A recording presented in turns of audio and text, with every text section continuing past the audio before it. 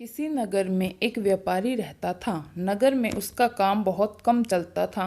कई बार तो ऐसी स्थिति आ जाती कि दिन भर में कोई सौदा नहीं बिकता। घर में उसे और पत्नी को भूखे रहने तक की नौबत आ जाती थी।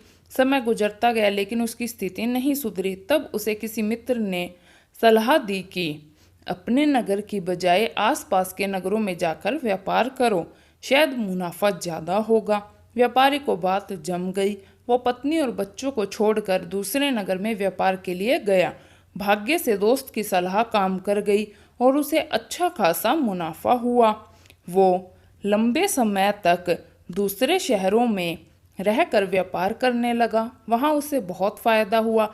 उसने अपने नगर में आकर नया घर ले लिया। पत्नी और बच्चों को लेकर नए घर में रहने लगा।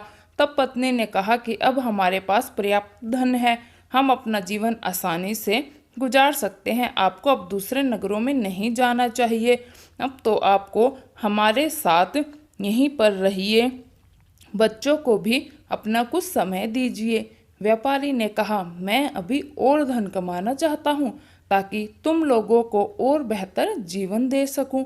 हमारे बच्चों को वैसे दिन ना देखने पड़े जैसे मैंने और तुमने देखे हैं।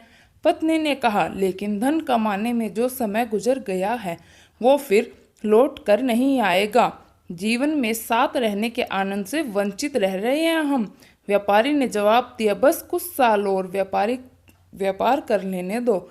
हम इतना धन इकट्ठा कर लेंगे कि हमारी पीढ़ियों का जीवन आसानी से गुजर जाएगा।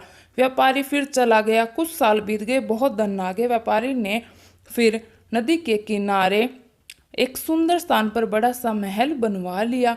पूरा परिवार उसमें रहने लगा। वो जगह इतनी सुंदर थी कि जैसे कि स्वर्ग।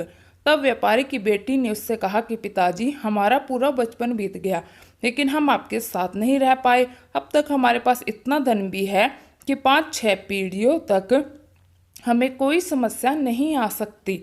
अब आप हमारे साथ रहें। व्यापारी ने कहा, हाँ बेटी, अब मैं भी थकने लगा हूँ और कुछ समय तुम लोगों के साथ बिताना चाहता हूँ। फिर व्यापारी ने कहा, हाँ बेटी, मैं तुम लोगों के साथ ही अब समय बिताऊंगा। मैं कल सिर्फ 2 दिन के लिए पास ही के नगर में जा रहा हूँ। कुछ पुराना बकाया धन वसूलना है, उसके बाद मैं यहीं तुम लोगों के साथ रहूंगा। व्यापारी का परिवार बहुत खुश हो गया। अगले दिन व्यापारी दूसरे नगर चला गया और उसी दिन भयानक बारिश शुरू हो गई।